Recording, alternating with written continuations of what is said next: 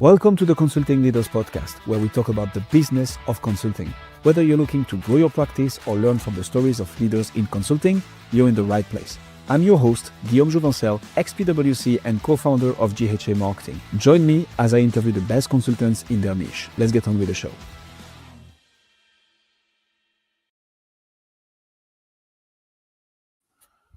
Charles, welcome to Consulting Leaders. Thank you so much for coming. Guillaume. Pleasure to be here. Thank you. It's a pleasure to have you. So let's jump straight into it. What first drew you into consulting and later into making trust your life's work? The attraction to me for consulting was pretty simple. It was just the variety, the intellectual feast of the whole panoply of business. I had a liberal arts undergraduate degree, so when I went to business school, it was all pretty new to me. I was a philosophy major. I really knew nothing about business, and I was just intellectually fascinated by it. And I was lucky to get a job in consulting. Normally, that required somebody with serious background, which I did not have, but I managed to do it. And that was really the motivation, just the intellectual feast in front of me. As far as trust, that didn't. I spent 20 years in management consulting, half client facing, half internal staff, corporate functions. And at the end of it, I left and I was doing journeyman training work on my own for a little bit. And a friend of mine approached me and we started talking about ideas of making a book. And we got fixated on this notion of a trusted advisor. And as we quickly put it, gee, if we could write down all the stupid things we did, all the mistakes we made, and be helpful to other people so they didn't have to make those mistakes, that might be kind of cool. And one thing led to another, and we wrote the book. And I realized that this issue of trust really did encapsulate a lot of what I had learned in consulting. It was a good vehicle to look at the world of professional services and more broadly. So I glommed onto that. I love this. So the fact that consulting only lets in someone with serious background, they let me in. So I'm not sure about that. There's two of us then. Fair enough. So I mean that we might be the exception that confirms the rule. Yes, I think so. So tell us a bit more about the work that you're doing now, Charles. What problem do you solve? Who do you help specifically? Like, give us all the juice. What is it that you do? Well, let's see. First of all, I should clarify. I founded and was the CEO of Trusted Advisor Associates, and I did that for about 22 years. 4 years ago, I turned over the company to one of my lieutenants. She now owns it. She now runs it. We still talk weekly. I'm sort of emeritus status. I'm involved. I talk to her every week. She has an advisory board. So when I say us, I'm talking not really about me anymore, literally, but the business which I used to run. We help organizations, mainly professional services and B2B sales organizations, not entirely, but mainly those two, develop more trusting and trustworthy approaches to their business, largely client facing. So I think most people got attracted to it because the term trusted advisor instantly has some kind of meaning to most people. They may not know exactly what it means, but they like the idea of it. So that probably describes the motivation for most of our clients. And we help them, as I said, in the field of sales and business development. We help them in terms of client relationships ongoing. That means we get into stuff like pricing, business development, repeat client expansion business, and just day-to-day getting along. Increasingly, we find people are recognizing that trust also has a lot to do with organizational effectiveness, team effectiveness, leadership, and we're finding people more and more interested in that as well. And they're absolutely right. Trust, if you have a trusted team, it beats the heck out of a team that doesn't trust each other. So there's room there as well. But it's mainly client relationships and business development. How do you build trust? It's a good question. It's a more complicated question than you might think. let me step back for a minute and set the context for that question. If you think about Please. the word trust, the noun, the word trust, is the word we give to a relationship between two parties, usually two people, but arguably an institution and people as well.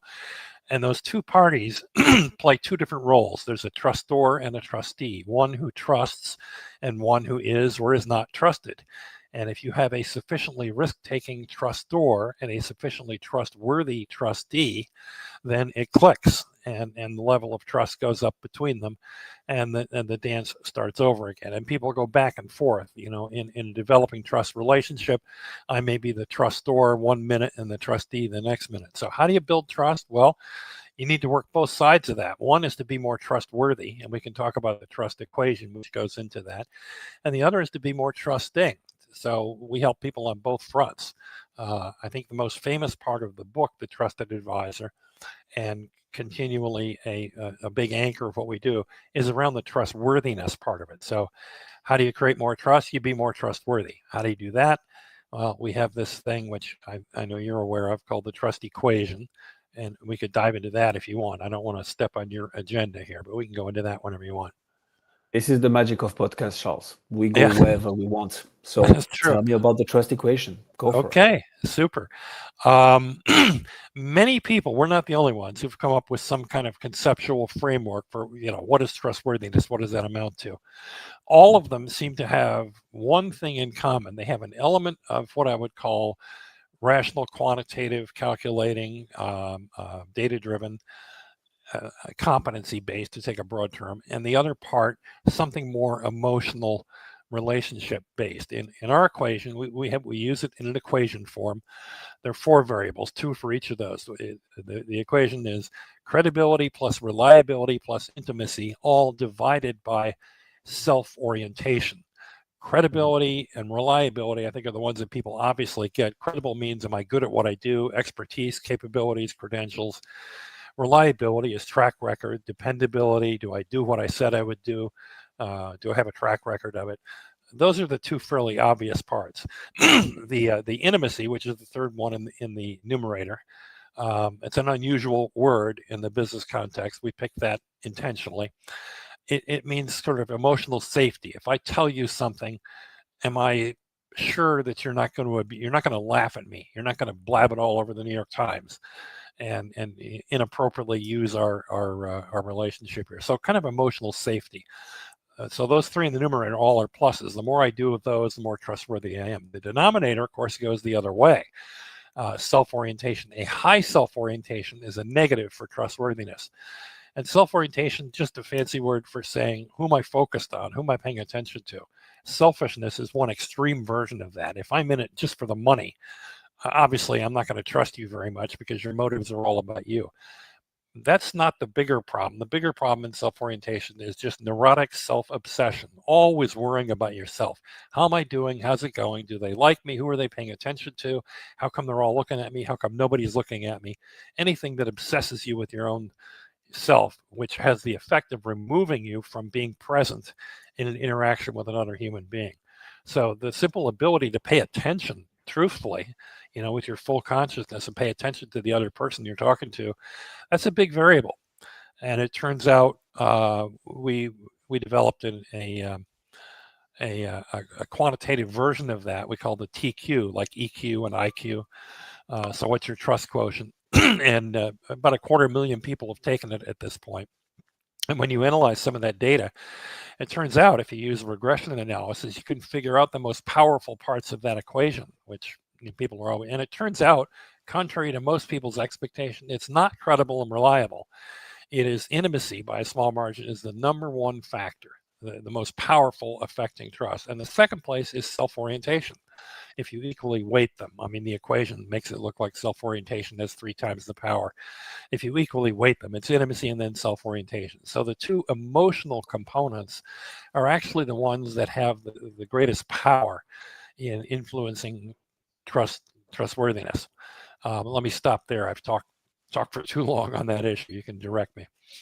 It's good, and I like the tangent that we are taking. So I have one question that I want to ask you, Charles, which is a bit like of a challenging one.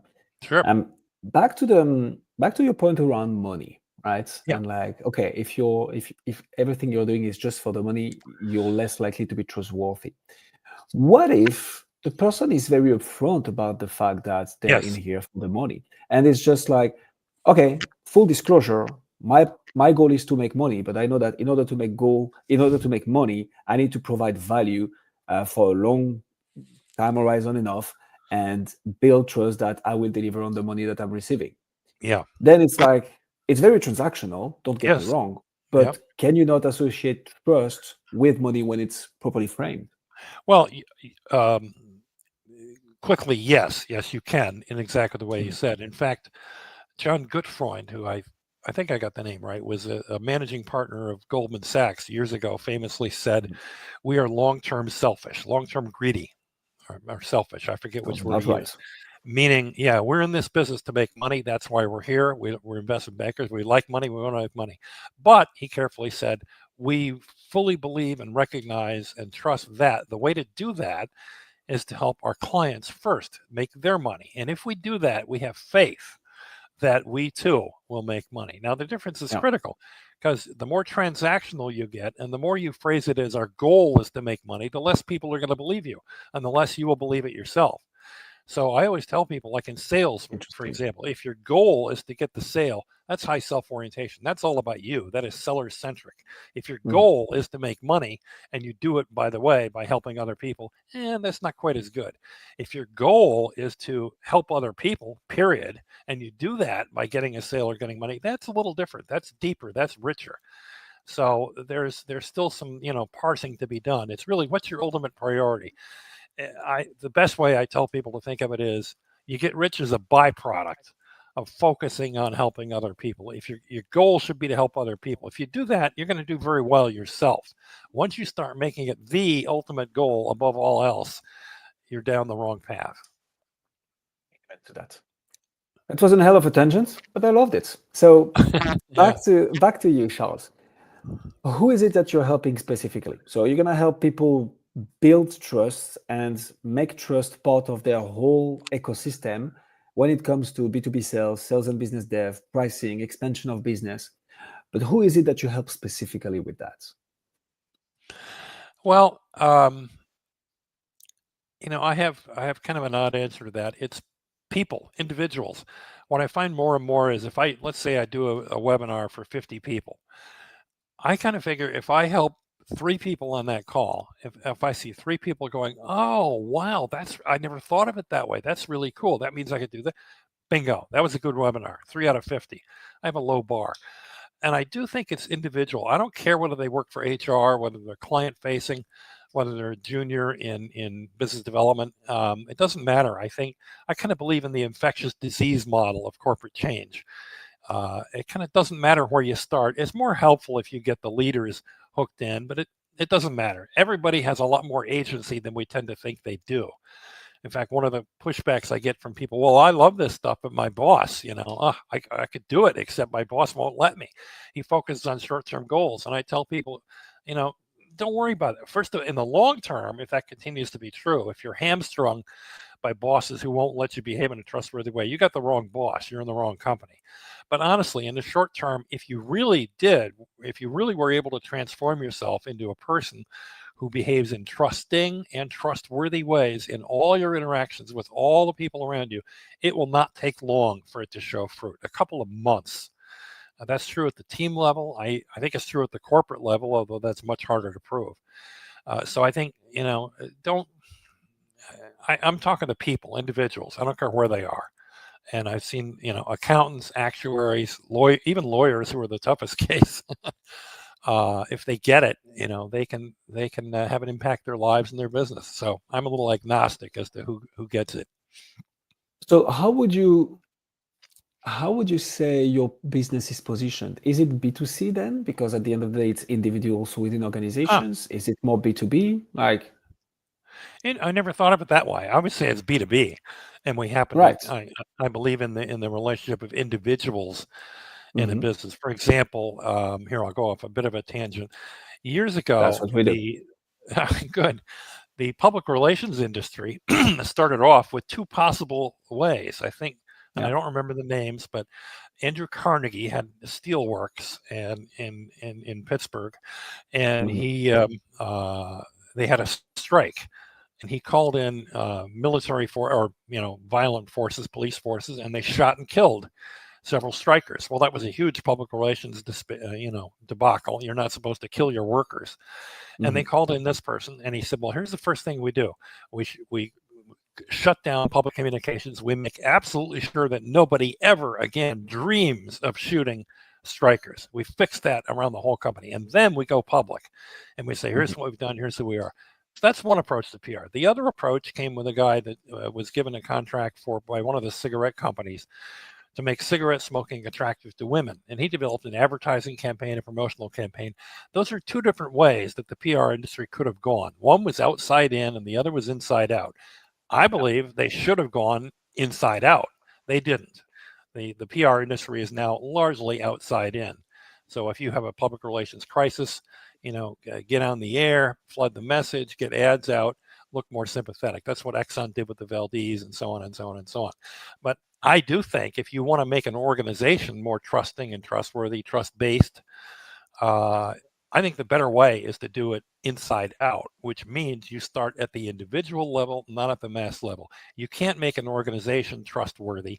You can make a bunch of people trustworthy. If you make enough of them, then the organization becomes trustworthy. If you actually were able to get, everybody or almost everybody behaving in those ways, it would not take long for the world, including suppliers and customers, to recognize it. If you try and exert that change at the corporate level, A, it won't stick very long, and B, it takes longer, I think, to counter that public opinion.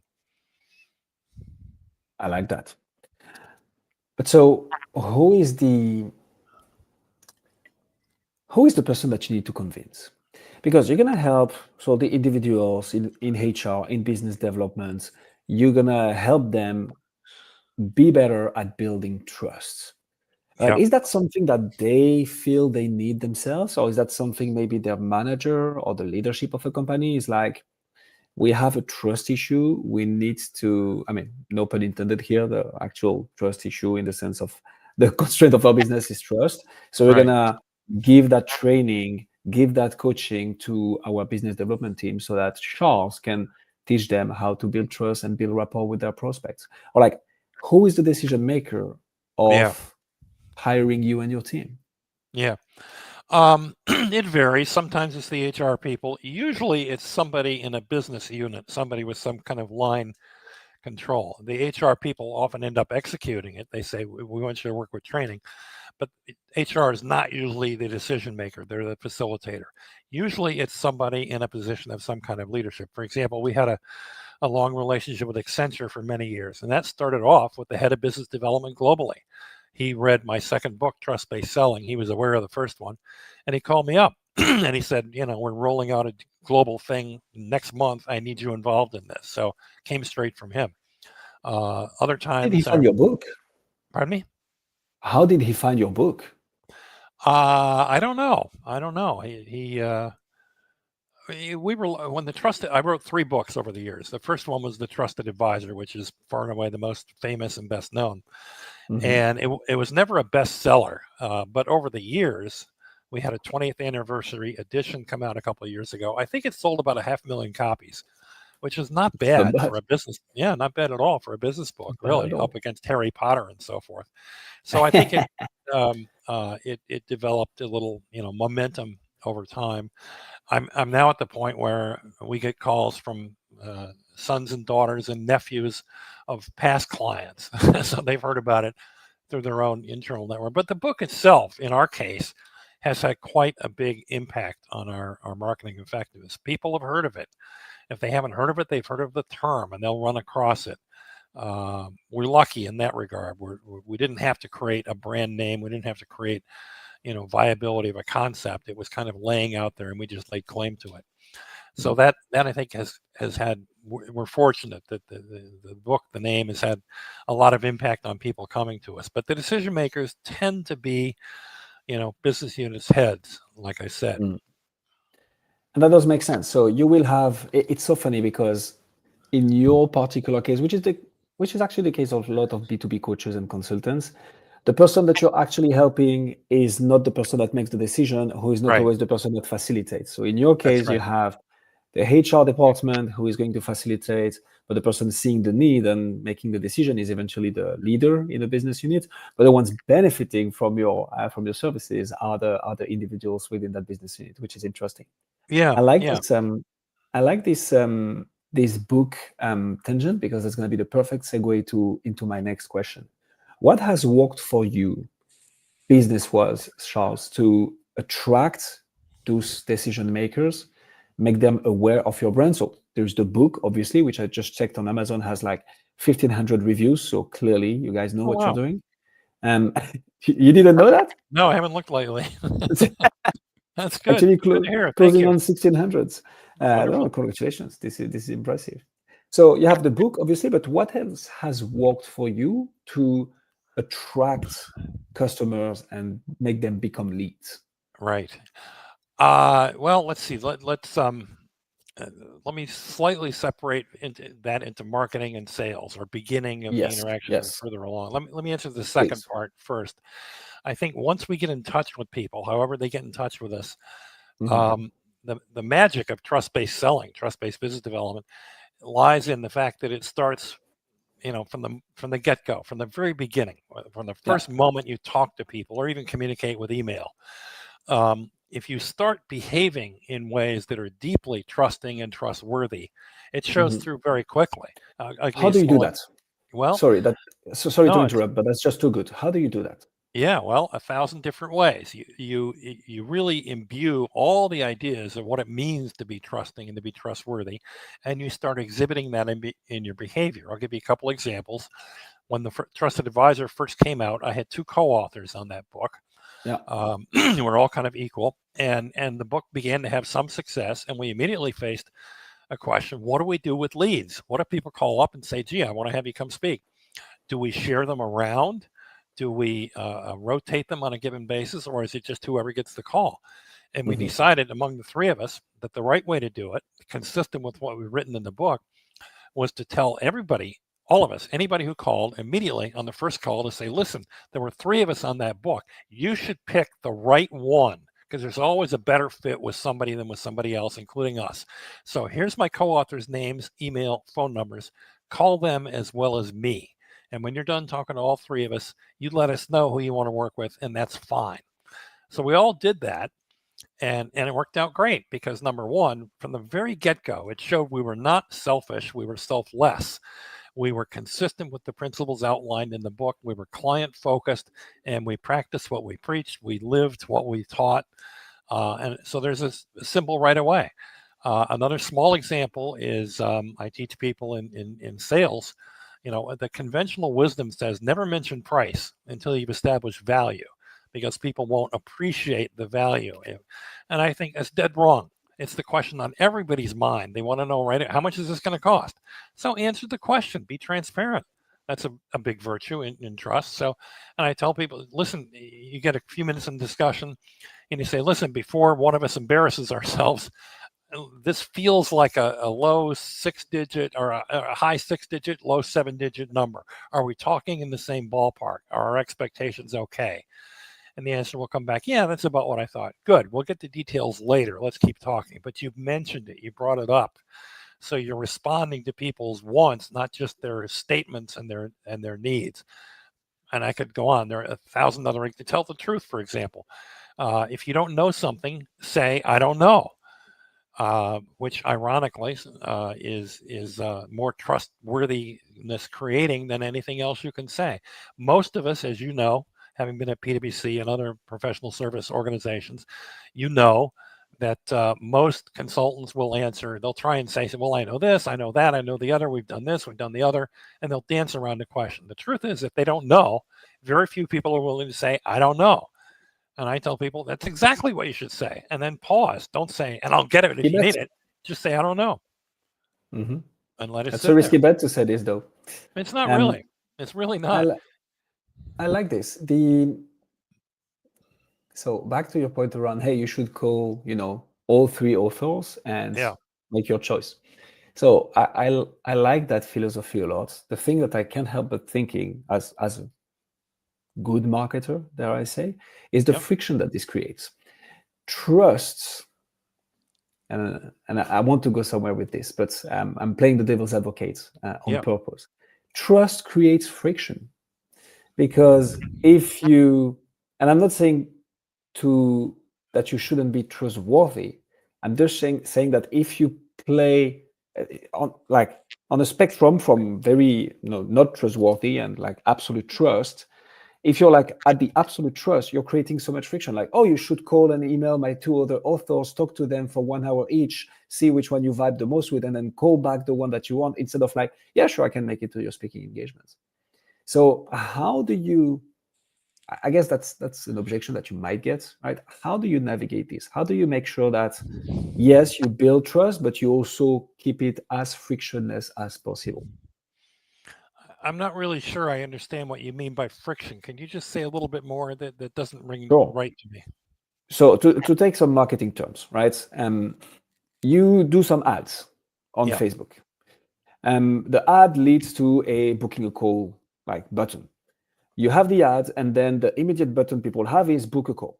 So if the ad is performing well, you're going to get lots of calls in, but you don't have any friction, which means you Ah, will get everybody and like probably some unqualified prospects. Whereas if you do your ad that performs well, and then you put an option to book a call, but before that, they need to answer 5 questions that will right. pre-qualify them. You're adding friction. I So see. you will let less people in, but at the same time, the people that will get in are much more qualified. So Yeah. for the example that you've mentioned around what happens if someone calls and be like, hey, I read the book, it's amazing, I want to, I want you to speak at my next event whatsoever, and you're Yeah. like, cool, here is the phone number and email address of my two co-authors, you should Yeah. talk to them first as well, just to make sure that you're inviting the right one. Yeah. This adds friction. It's like, I'm I an event see. organizer, I'm busy, I'm like, I want to go I as see. fast as possible. Yeah. That's what I mean with friction. Okay. Thank you. I appreciate the clarification. Well, two things. My pleasure. Number one, I may have spoken too literally, or maybe you heard me too literally. We don't actually answer the phone and say, well, first you have to talk to all three of us. Okay. It's more an offer. It's like, you should, by the way, not just talk to me. I have two co-authors here. And if they Right. say, I'm an event organizer, I haven't got time, I already looked at you, I want you. You say, that's fine. I just want to let you know. You can always talk to Cool. these other two guys, but let's talk. Let's go on. So you I like that. respond, in the moment. More broadly, you raise an interesting question. We've never done ads. We don't do Facebook. We don't do Instagram posting. We don't put ads in LinkedIn. Okay. I'm not recommending that. We are lucky enough, as I said, that the book itself and the book title generated an awful lot of enthusiasm. And also, in our case, we did a huge amount of content over the years, well over Mhm. 1,000 articles, blog posts, etc. I used to put them out, 3 a week, and they're still there in the library. And we got video clips and um, um, ebooks and all kinds of stuff. So for us, massive content was also a marketing tool. I didn't intend it that way. It was more, documenting ideas that we had, but it served that function. So if people happen to find their way to the website, or if they go their own research, I don't care how they get there, they'll see an awful lot of stuff. And I think that has an impact also. I like that. So let's wrap this conversation around marketing, Charles. So book, certainly. Speaking in engagement, I guess, because you've been Yep. invited thanks to the book. No ads. What else has worked for you in order to attract those HR people, those leaders within business units, so that they come to you and be like, "Hey, I'm interested." What else have you done that worked for you? I First of all, I don't want to claim that we're the best marketers in the world. I don't think we are. We're not. But I think we have done one thing right, which is probably put more emphasis on repeat business, expansion business, client follow on business than other firms. We're not monomaniacally focused on building the pipeline and finding new clients, which most people in marketing and sales today are. They, to figure out the ICP, individual client profile, and flood them with targeted messaging. We have not gone in that direction. Mhm. And part of it is because, again, I come back to that idea of how do you change an organization one person at a time. So we like to focus on persons. And I recommend in general people spend more emphasis on expanding within who you know. If you're in business like you are, like I am, you already know an awful lot of people. Every one of those people has an extraordinarily large numbers of issues. And if you engage them in conversation, it's amazing how many issues will come up, some of which you can address. Not all by any means, but if you get somebody talking about their business and what's going on, it's amazing what comes up. And I think we have intuitively built that. So we, uh, people in even in just workshops, for example, people will say, "Gee, this applies to my personal life too." No kidding. Tell us more. Give us a couple examples. Well, we could use this for our internal consulting as well. No kidding. Let's talk about that. It expands naturally if you're open to it rather than constantly focusing, which I think the bias of marketing is, constantly focusing on strangers who you've never met and trying to connect, on some abstract basis. The entire sales industry, you probably know this already, runs about 20-25% closure rate, which is down from 30-40% years ago. And honestly, if you have a 25% closure rate, your problem is not pipeline. Your problem is you don't know how to sell. And the biggest part of that is look at who's in front of you. Look at who you already know. Expand your business by expanding your network and your relationship. So I think we've instinctively gone in that direction. And that, of course, is its own form of marketing, but different than what most people usually talk about. I like that philosophy. I like it a lot. And I don't have anything against ads, just to be clear, nor Right. outreach, right? I think Nor these do I. are methods that can work if done properly. But I Right. like the philosophy of like, since our whole brand is trust, let's use the channels that leverage trust the best. Yes. Yes. Which Right. which leads me to ask, what do you think about podcasts, Charles? I like podcasts. I had one myself for a couple of years, several years ago. I was a little early, and early on in the podcast development. I think they're Okay. great. I do a lot of guest podcasts like this one. I tend to say yes to these because they're a great way of getting the message out, letting people know, particularly if it's not totally aimed at me. I mean, this is your podcast. I want to be contributing to you to give you a successful piece of work to head. It works for me too. So yeah, I think it's a good use. Good, amazing. So you had a podcast. I'm interested into digging into this, but I know we are limited on time. So let's give the audience the juice that they usually come for on consulting leaders. So we talked about sales already. That's actually the first part that you covered within marketing versus sales, which I like a lot. One Right. question that I meant to ask you, Charles, is once you start working with a client, and I like the changing a company starting with one individual, but how do you retain, which is in coaching and consulting the crux of the game, right? If you Right. manage to retain your clients, you can grow exponentially. So in your case, how do you do that? Again, I think it's an extension of the whole ethos idea of being a trusted advisor. If you're constantly focused on your clients, if you're constantly curious, you remember that phrase ABC, always be closing from sales? Forget the C part. Always be curious. If you're constantly Nice. curious, focused on your clients, then number one, your your self orientation goes way down. So using the trust equation, you have low self orientation. If you're constantly curious and interacting with people, asking why, tell me more, how does this work, what does that work, um, people will talk to you and they'll let you know what's going on. So if that's your default mentality, it feeds itself. People will bring issues to you. Do you think this could work over here? Let's talk about that. That's interesting. Yeah, I think it could.